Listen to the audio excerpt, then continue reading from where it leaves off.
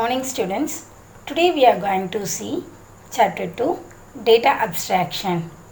Data abstraction refers to providing only essential information about the data to the outside world, hiding the background details or its implementation. Consider a real life example of a man who's driving a car. Here the data abstraction is supported by defining an abstract data type, which is a collection of constructors and selectors. Constructors create an object bundling together different pieces of information, while selectors extract of individual pieces of information from the object.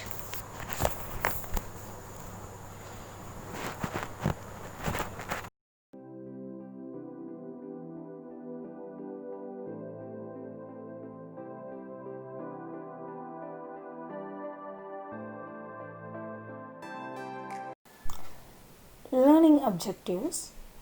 After studying this chapter, you will be able to understand what is pair, what is tuple, what is data abstraction and structure.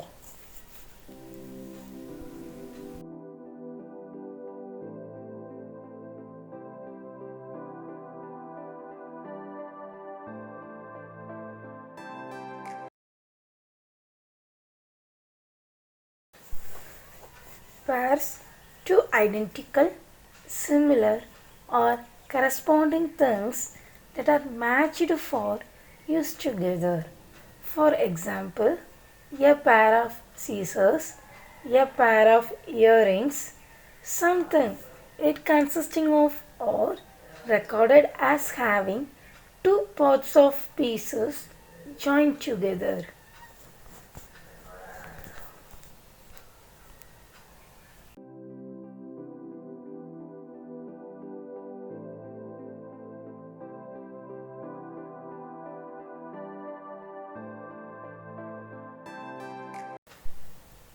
Pairs, two ways to representing the data type.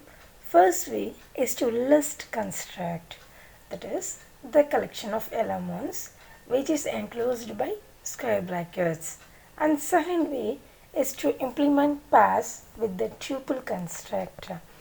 Here tuple is nothing but collection of element which is enclosed by parentheses.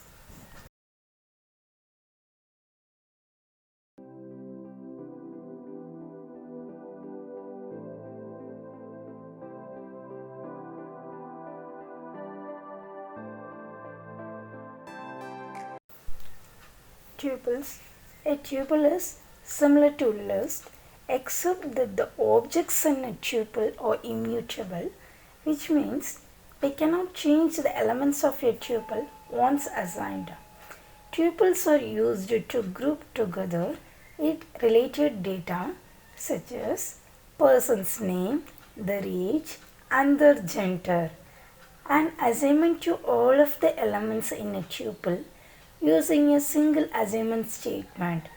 Here, tuple assignment occurs simultaneously rather than in sequence, making it useful for swapping values.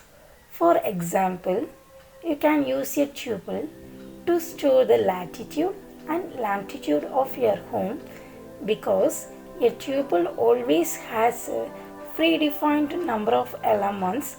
In this specific example 2, because latitude and longitude. Here the same tuple type can be used to store the coordinates of other locations. And passport numbers are always unique and two people can't have the same one.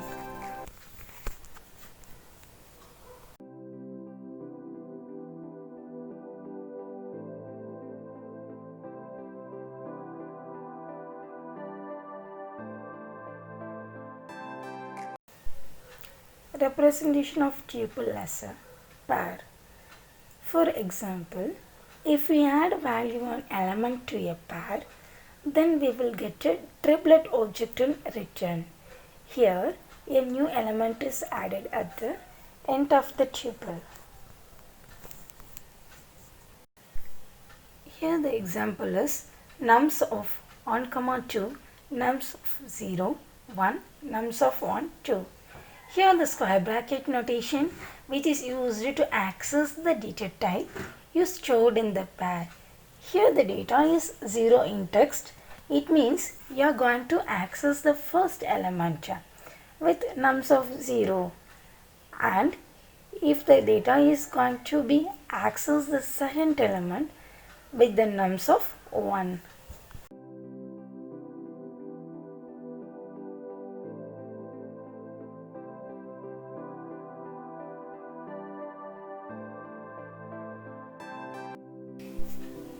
Data abstraction and structure. Data abstraction, it separates the specification of a data type from its implementation. An abstract data type is a specification of a collection of objects and set of operations that act on those objects. Here the data abstraction is the reduction of a particular body of data to a simplified representation of the whole. List allows data abstraction in that you can give a name to a set of memory cells. Here the example is predict equal to red, blue, green, chan. What list do not allow us to do is the name of the various parts of a multiple item object.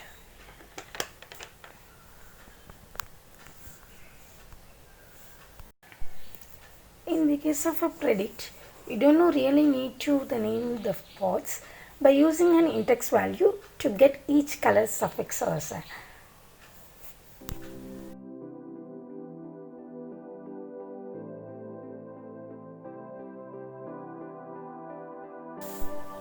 But in the case of something more complex like a person, we have a multi-item object where each item is named with that is the first name, last name, ID and email ID. Here we could use a list to represent a person. Here this representation does not explicit specify what each part represent. Let us say this example, persons, that is the class name. Here it is the multi-part data representation. Creation, function belonging to the new data type. Just we are going to create some new data type. Here first name, last name, ID, email ID.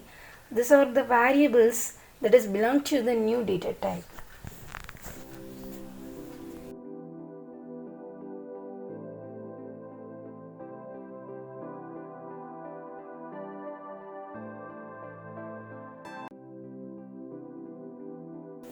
So here, instead of using list, just we are going to use the structure concept. Here in OOPS language, it's called class construct. It represents multi-part objects where each part is named as just given a name.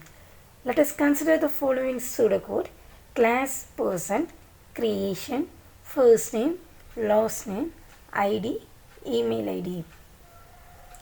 Here the new data type is person. Just we are going to create a new data type and added the values for the particular data type.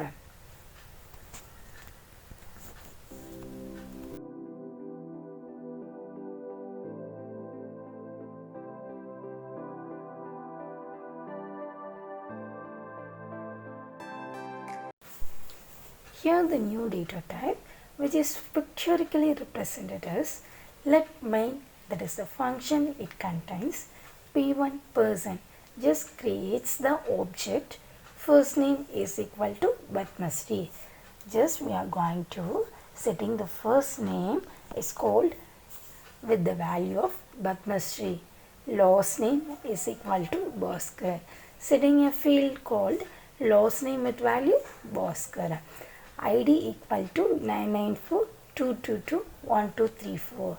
Just we are going to give the ID value as 99422212234, and also we will give a email ID like computersign@gmail.com. So here just we are going to given the value for the particular column, that is a particular field. So here the output of the first name is Padmashree.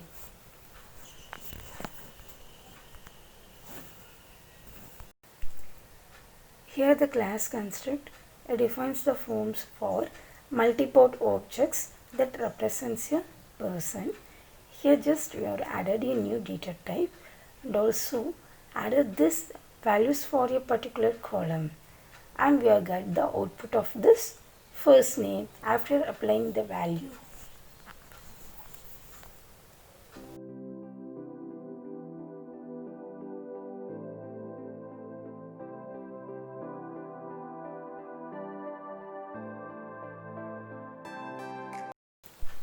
Let us see example. Here the person is referred to as a class or a type, while P1 is referred to as an object, that is instance of that class. Suppose here class person as a cookie cutter and person 1 as a particular cookie. Using this cookie cutter, you can make many cookies. Here the same way using class, you can create many objects of that type.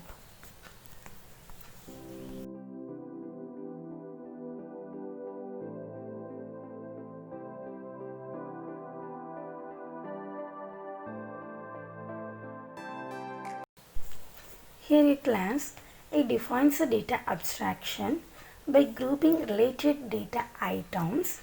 Class is not just data, it has functions defined within it. Functions are subordinate to the class because the job is to do things with the data of the class. Example, to modify or analyze the data of a person object.